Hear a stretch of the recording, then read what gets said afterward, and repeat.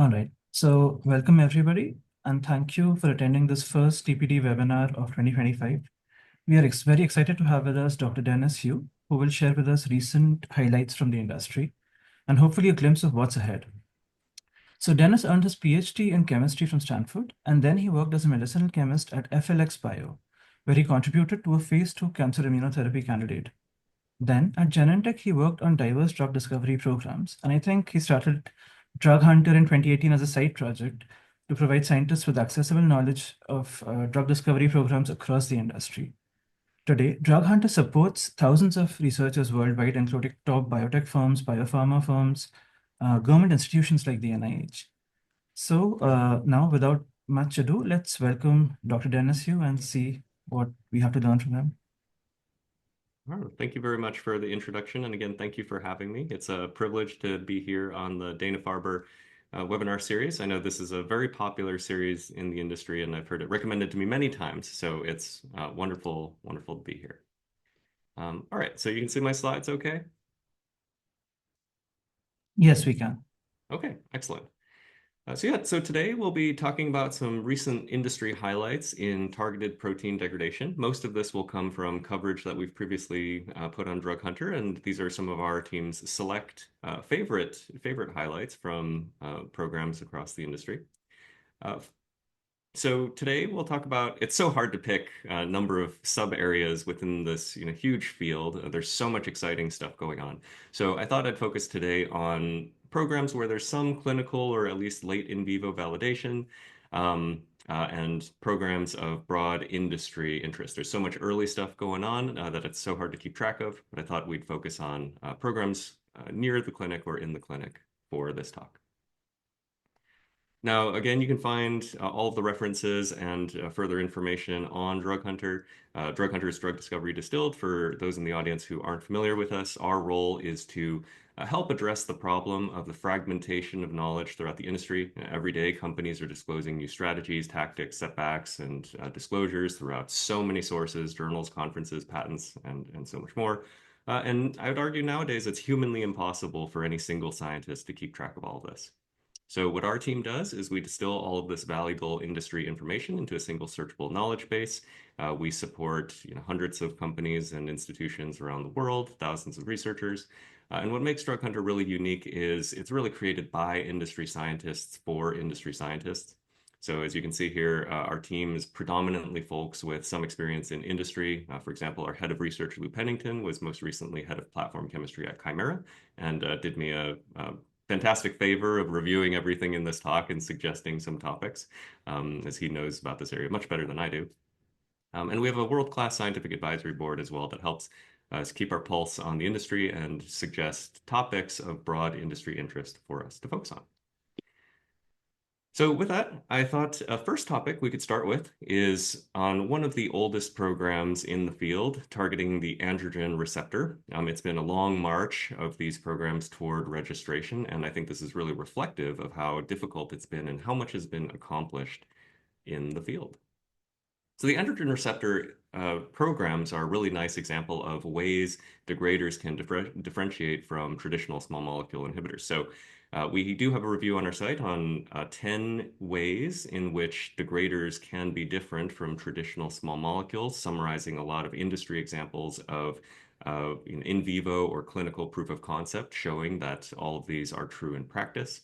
We do also have a recording on our YouTube channel as well. So this was the subject of our previous talk.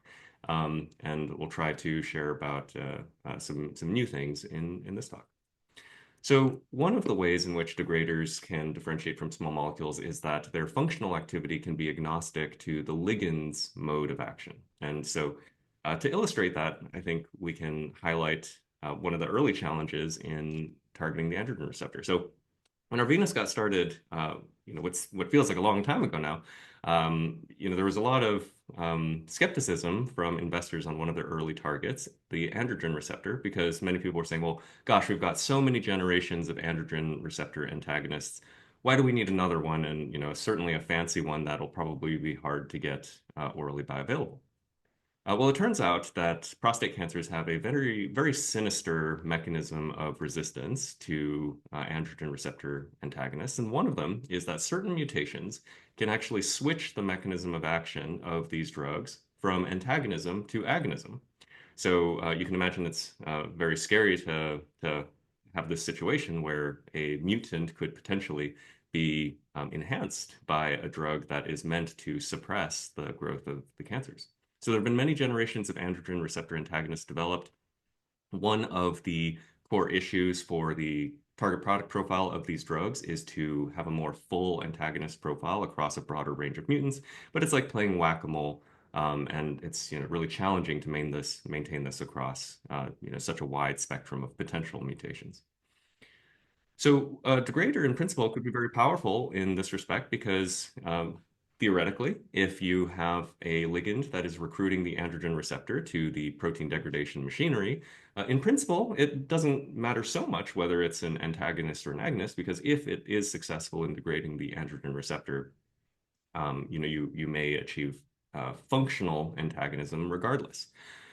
Now that said, BMS does have a program where they are, saying that full antagonism plus degradation is a core aspect of their target product profile. But again, in theory, you would believe that this might be a more powerful approach.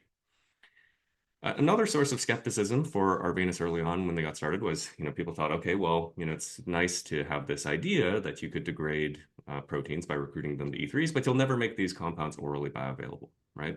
Certainly, I think many medicinal chemists thought this was a pipe dream. But they were successful in coming up with molecules that were shockingly orally bioavailable in human beings. So one of their first generation programs, ARV-110 or bavdegalutamide, had really impressive oral exposure in people. But when they advanced this to phase 2 and reported some efficacy data, their stock got slashed because they reported only about 7% response rate in their trial population. Now, for investors at the time, the thinking was, well, gosh, this sort of shows that it's not really that much better than traditional molecules, even though, it was bioavailable and did lead to degradation. But for scientists, right, especially people working in cancer, I think many folks recognize that the folks participating in clinical trials tend to have pretty advanced cases, right, where they've failed everything else. On average, I think the folks in the bavdegalutamide trial were fourth line or later. Sometimes, folks who participate in these trials are fifth or sixth line, where they've essentially failed everything else that's out there. And so if you see even 7% of people respond in such a late setting, it tells you that there could be something there. So the Arvinas team dug into it, and they saw that actually within these responders, actually quite a few people with certain mutations did have a response. And so they thought that, well, if they could simply broaden the mutational coverage or genotype coverage of these molecules, that they might be able to see better efficacy. So they were able to come up with a second generation molecule called ARV-766. And impressively, this second generation molecule had broader genotype coverage with this interesting cyclobutane on the left there, had better in vivo exposure as well for greater target coverage and improved chemical stability. And so last year, impressively, they reported in their phase 2 trial that about 42% of patients that had androgen receptor ligand binding domain mutations achieved a biochemical response as measured by PSA 50 levels or prostate serum antigen levels. So this was a really exciting moment for the field. Arvinas did have a phase 3 trial of this molecule planned for metastatic castration-resistant prostate cancer. It was very encouraging to see a molecule advance to a potentially registrational trial, and this could be a shot on goal for one of the first approved heterobifunctional degraders. They were scooped up by Novartis, who was apparently very excited by this program and their preclinical ARV7 program. Novartis paid $150 million upfront to license this molecule, including up to $1 billion in royalties and milestones and royalties.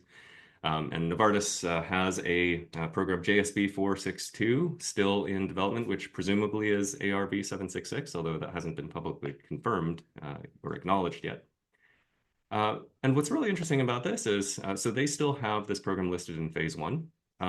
It's possible that, metastatic CRPC may be too small of an indication for Novartis to be super excited about. But the tolerability profile of this molecule in phase one and two seemed to be such that this could be used in earlier line settings rather than in really late line settings. And so that could provide an opportunity for this degrader to treat a lot more people, which would be fantastic.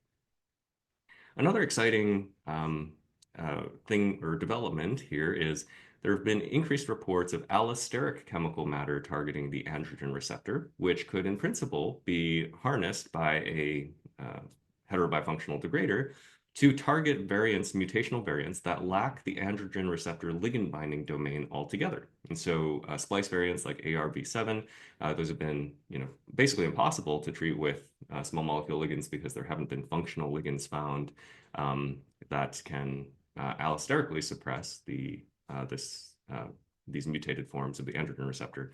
So if in principle you could find degraders that could degrade, all kinds of forms of the androgen receptor, that could be really powerful in a broad range of patients. So companies like Nido, Montolino, and others have reported some chemical matter in the patent literature. And certainly when Arvinas was acquired, they had a preclinical program that hasn't been disclosed, but is sure to be exciting. So it's been 13 plus years since Arvinas got started. They were one of the pioneers in the space. And so I think, just seeing that this advanced program, almost got to phase three, hopefully we'll still get there. But, it's still in phase one in Novartis's pipeline, just really shows how long, difficult, and complicated drug discovery truly is, but also is a real reflection of how much progress has been made in the space from when people thought that you couldn't get oral degraders, now it seems like there are oral compounds left and right. So another major theme that has been of significant interest to folks in the industry is the advancement of degraders outside oncology. So, one, I think now we take oral degraders for granted. Again, 10 years ago, this was very much not something that we assumed would be easily achievable at all. And it's still not easy, but I think it's really impressive that there are more and more cases of oral molecules being disclosed. So KT-474 is a beautiful, complex heterobifunctional degrader targeting IRAK4. The structure there is shown on the left. And this is an oral molecule, an oral degrader that is intended to be used for immunological diseases. So this has a really interesting angle where folks probably remember IRAK4 was a target that was of significant interest in immunology with traditional kinase inhibitor programs because IRAK4 is kind of like the BTK of innate immunity. It's a core signaling kinase downstream of toll-like receptors and other receptors. But the problem was many folks just abandoned their IRAK4 traditional programs after Pfizer reported a lack of efficacy in phase two in hidradenitis suppurativa, which is an chronic itching condition. And it was for apparent lack of efficacy. So the idea behind KT-474, or at least what Chimera has highlighted, is that IRAK4 not only has catalytic function, but also scaffolds a midosome signaling complex. And so if you can degrade IRAK4, not just inhibit the kinase domain, it could be more effective functionally. That appears to be true in vitro. Chimera has shown that these degraders do appear to suppress more cytokines than the traditional kinase inhibitors do. And so they did advance this to clinical trials. Now, impressively, I think something that we, again, take for granted is, one, very few people expected that you'd be able to come out with oral selective degraders, that look like this. Two, the safety bar in non-oncology indications is extremely high, right? So keeping in mind that the whole field derives, or much of the field, and certainly the cereblon leveraging degraders, derive from thalidomide, right? And so especially when you look at the right-hand portion of this molecule, it's sort of taken for granted that these things would be selective enough or safe enough to be used in immunology settings. So it's remarkable that they were able to dose up to 600 mg of this molecule in healthy volunteers, people with no, pre-existing conditions or anything like that. And furthermore, doses as low as 25 mg once daily led to over 90% reductions in IRAK4, when dosed daily in the fed state. So they used a pretty small dose, 75 mg once daily for HS and atopic dermatitis patients. And again, to take a degrader in a chronic indication where the safety bar is very high speaks significantly to the advancement in our ability to characterize the function of molecules to have confidence in their safety. So impressively, in their early data, one HS patient did appear to achieve full disease clearance in their trial. Obviously these are small numbers, so whether this is, can be totally attributed to the drug or if this is spontaneous, remains to be seen, but from the small amount of data that has been disclosed so far, it does seem very encouraging, very exciting. So another important milestone in the industry is Kymera did partner this program with Sanofi, and Sanofi exercised their milestone or exercised their option to advance this to phase 2, paying Kymera $40 million for that milestone. And so for a big pharma company to express confidence in this mechanism and feel confident in the safety enough to take this into HS and atopic dermatitis, again, reflects a major commercial advance in this area. There have been other degraders outside oncology reported as well. There are fewer structural disclosures in the space, but there are certainly hot targets being pursued that are very rational picks. So STAT6, BTK, TYK2 all have degrader programs out there led primarily by biotech companies. One of the most impressive programs is Kymera's STAT6 program. So STAT6 is a transcription factor that helps signal downstream of JAKs and other receptors. This is really important because it's been really hard to come out with small molecule inhibitors of STAT6. Transcription factors have been notoriously difficult to drug. And if you look at the structure of Kymera's disclosed STAT3 degrader, STAT3 is a transcription factor that's related to STAT6. You can see that the structures of these things imply that really hasn't been easy to find ligands for these transcription factors. When you look at that structure, right, I mean, again, that's just incredible to look at. It's got an acyl phosphonic acid on the bottom left there. It's a VHL-based degrader. So to have a molecule like this that apparently, so we don't know what the structure of the STAT6 degrader is, but presumably, maybe it's in the universe of what this molecule looks like. If they were able to find something oral out of this, that's truly, truly remarkable.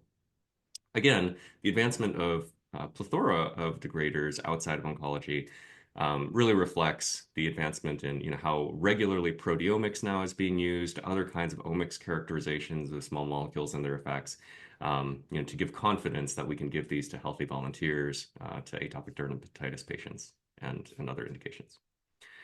I think this is really exciting as well because it gives the world of synthetic molecules another lever to compete with biologics. Obviously, the ideal situation for anybody taking a drug is to have an oral molecule. They can be more combinable, can just be better tolerated in different ways, or can be more easily manufactured, can be lower cost. And so having another great tool in the toolbox for a lot more indications is going to be very exciting. All right, a third area I think worth paying a lot of attention to is the emergence of CNS-active degraders. So certainly when this field was blossoming, I think there's a lot of skepticism about oral molecules. Nobody thought that you would be able to get CNS-active degraders given the properties of these molecules. And yet here we are. There have been many disclosures of molecules that do appear to have in vivo activity in intracranial models across a range of different indications. One of my favorite examples is this molecule from Nurix Therapeutics. It's an oral BTK degrader, NX-5948. It's disclosed at ACS Indianapolis in 2023. And when we wrote up this molecule, the team actually struggled quite a bit on describing it because it's not traditionally CNS penetrant in that the mouse KPUU is less than 6%. And so the team decided to use the word CNS active to describe these degraders in general because they're not what you would traditionally consider highly having high brain exposure, but they do have activity and efficacy in intracranial models. So for example, this molecule, seems to have much greater effects than its projected exposures might suggest. So in a human phase 1 study, it sustained almost 90% BTK degradation at 50 to 100 mg once daily, despite low cross-species bioavailability. It's less than 10%, got less than 10% F in both monkey and dog. But this greater than expected activity across tissues seems to be attributable to a number of different phenomena. So when we think about how we do dose projections for traditional small molecules, or what we expect to cover with a traditional small molecule CNS program, we make a couple assumptions. One is that we have to really saturate the target, right? You want to cover an IC90 or something like that. A second assumption that you make is you have to cover the target for 24 hours, right? So you want to cover the IC90 of your target at trough. A third assumption is that you have to cover the target consistently on daily dosing. So you need IC90 trough coverage for the duration of your indication, which may be forever, right? Now with degraders, this may no longer be true for a number of reasons. So one, if with the catalytic mechanism of degraders, I think many people recognize now that you may not want to cover the IC90 of your target, right? The DC50, you may want to target a lower number, but certainly when it comes to the binding affinity, you may not want to saturate your target because that can impact the degradation efficiency or the turnover of these degraders. A second assumption, right, is that you have to cover the target at trough at 24 hours. Now, with degraders, if the degrader is able to compete with the resynthesis rate of a protein, so for example, BTK has a pretty long resynthesis time, 12 to 24 hours, depending on the tissue. If you're able to degrade the target quickly, and it takes 12 to 24 hours for it to come back, you don't necessarily need to cover it at trough. Your Cmax or your early exposure levels could drive the pharmacology that you want. A third factor is, and Fred Cohen went into this in really nice detail in his talk on this program, is we tend to assume that we've got to dose people daily with a drug, but with degraders, if you're able to overcome the resynthesis time of your protein, in principle, on chronic daily dosing, you should have a cumulative effect, right? So just hypothetically, if you degrade 5% of your protein on day 1, and you're able to win over the resynthesis rate, then over 5, 10, 20 days, it should cumulatively degrade. And so after 20 days of dosing, 30 days of dosing, even if you're only degrading 5% a day, you might have a cumulative effect that is effectively complete inhibition of the target. And so the combination of all of these factors contributes to orders of magnitude lower target exposures that you might need for a degrader than you would expect for an equivalent traditional reversible program.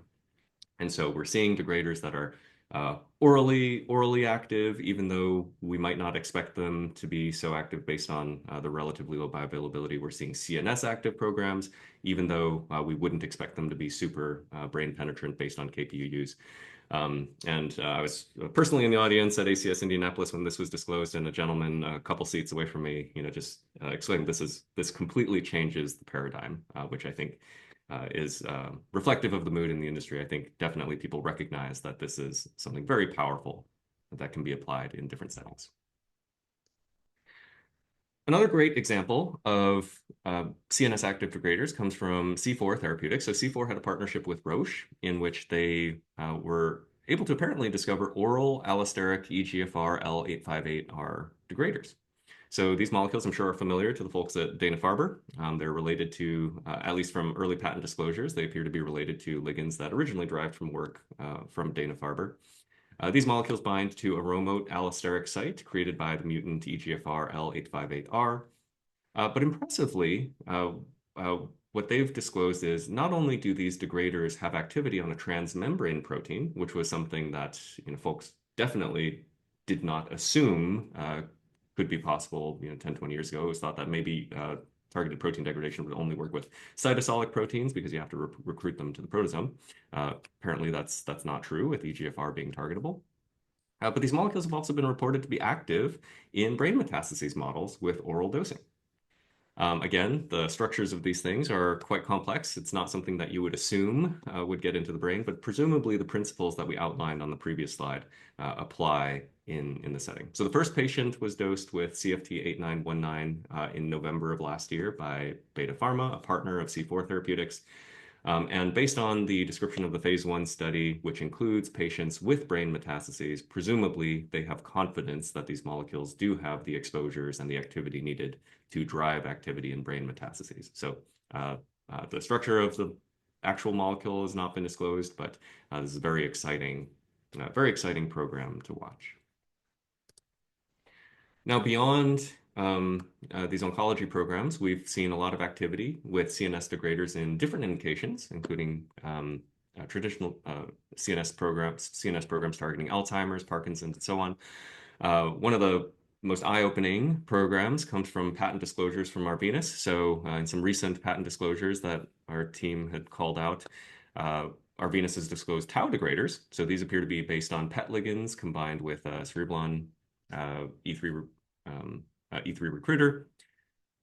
These molecules appear to get into the brain in mouse models and degrade tau quite efficiently. And so, again, this is how some of the antibodies are proposed to work for A beta and for tau. They get in the brain, but have some issues in terms of safety because of the way those antibodies get in the brain.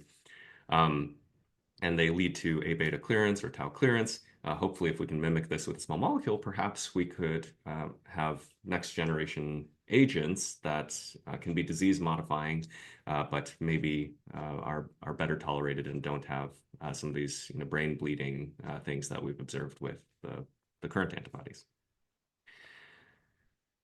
LRRK2 has been a major topic of interest in treating Parkinson's disease. It's a very highly validated target that many companies have been pursuing. Arvinas recently disclosed a degrader program that appears to be CNS-active that targets LRRK2. And interestingly, in one of their quarterly filings, Arvinas reported that their degrader appears to differentiate from Merck's tool compound MLI2 with respect to safety. So sort of famous thing that happened in the industry was Merck, Genentech, and others collaborated to find that on long-term dosing in monkeys, there did appear to be some pulmonary or lung safety issues. However, Arvinas says that with their degrader, they don't seem to see these things. Other folks with different small molecules have also said that they don't see this. So perhaps LRRK2 is not a dead target after all. On a related note, C4 Therapeutics has also delivered a CNS penetrant degrader candidate to Biogen as part of their collaboration. So it hasn't been disclosed what the target or the molecule is there, but I think that reflects more and more industry participants have an interest in CNS penetrant degraders, and there have been programs successfully reduced to practice. So this will be a very interesting area to watch. This is just a screenshot from our patent search tool on Drug Hunter. As you can see, it's a great way to follow new degraders that are coming out. And Arvinas has, in the last couple of months, released several patents covering different kinds of chemical matter for these potentially CNS-active LRRK2 degraders. So very, very exciting area to watch. And there are many more targets that people are pursuing for this across the industry.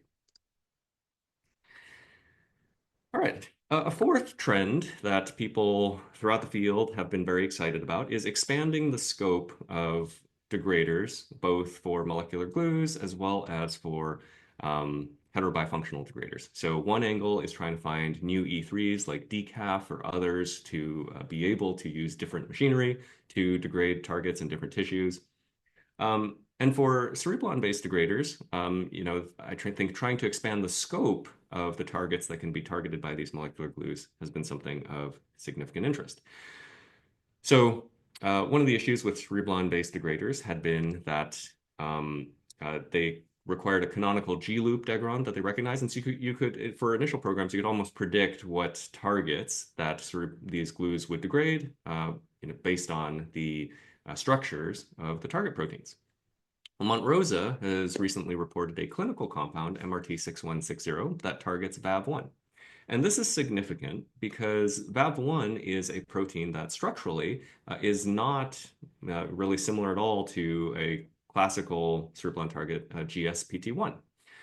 And so Montrosa says that these molecules essentially are targeting domains that are not the canonical G-loop degron, which implies that perhaps the scope of these very nice drug-like cereblon-based degraders could be much, much broader than initially thought. So as you can see from some of their patent data, their molecules do appear to be highly selective for VAV1. You can see that volcano plot on the left in T cells. And these molecules do appear to be orally efficacious in vivo models. So they've advanced this to phase 1, and recently Novartis licensed this program for $150 million upfront and up to $2.1 billion in October of last year.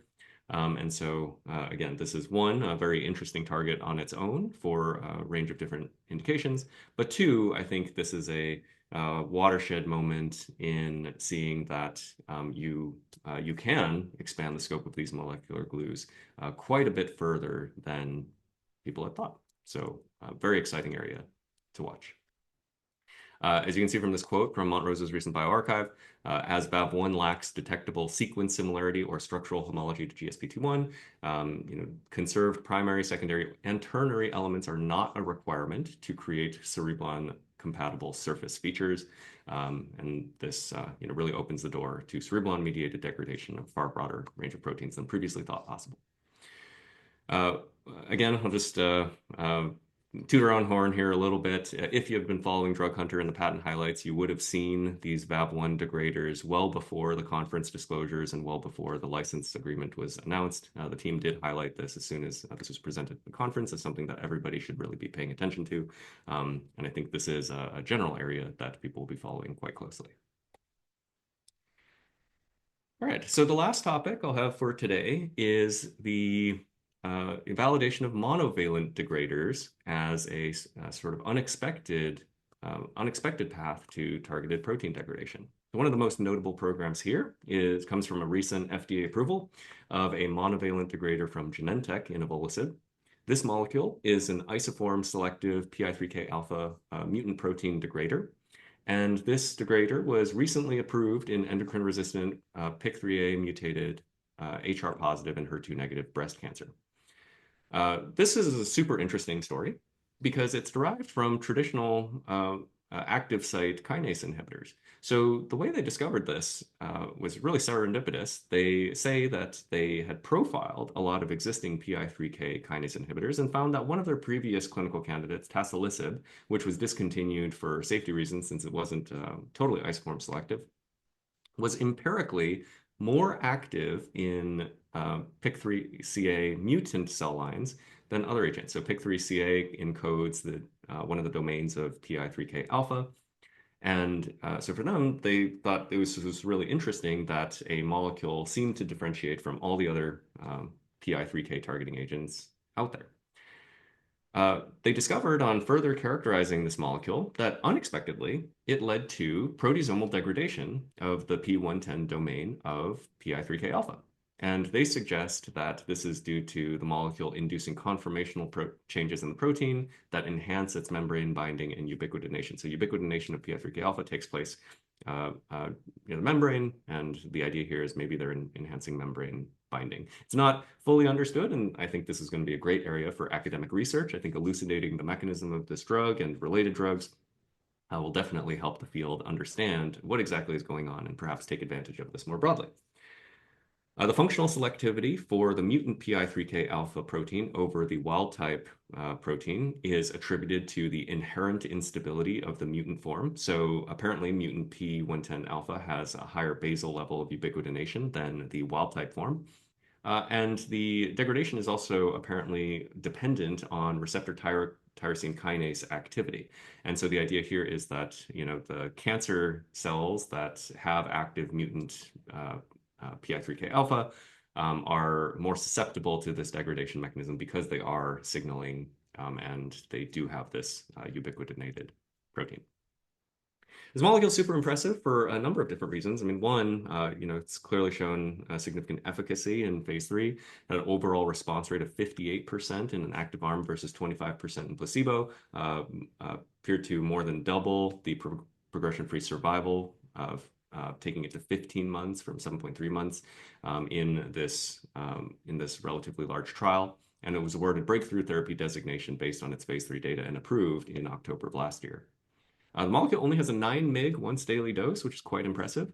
And another interesting angle for this is so alpelisib, a approved PI3K alpha molecule from Novartis, has about a 30% incidence of grade 3 or higher rates of hyperglycemia. And that's attributed to inhibition of the wild type form of PI3K alpha. The apparent functional selectivity that they observe in vitro appears to play out to a certain extent in people where they see only 6% of patients showing grade 3 or higher rates of hyperglycemia as a side effect. And so this is another nice example of a degrader being able to show some kind of functional selectivity that perhaps a small molecule, that it would be more difficult to find with small molecule. So I think this is a really inspiring example for the entire field of an highly unexpected discovery by following unusual patterns. Again, given all the PI3K inhibitors out there, I don't think anybody really expected to discover a degrader amongst the pool there, but I think this really nice mechanistic investigation led to a very promising program. And so it bodes the question, what else is out there? I'm sure in the universe of traditional small molecule inhibitors, this can't be the only serendipitous degrader out there. And so I'm sure this is a hot topic that many existing academic groups and nonprofits and industry groups are mining to explore.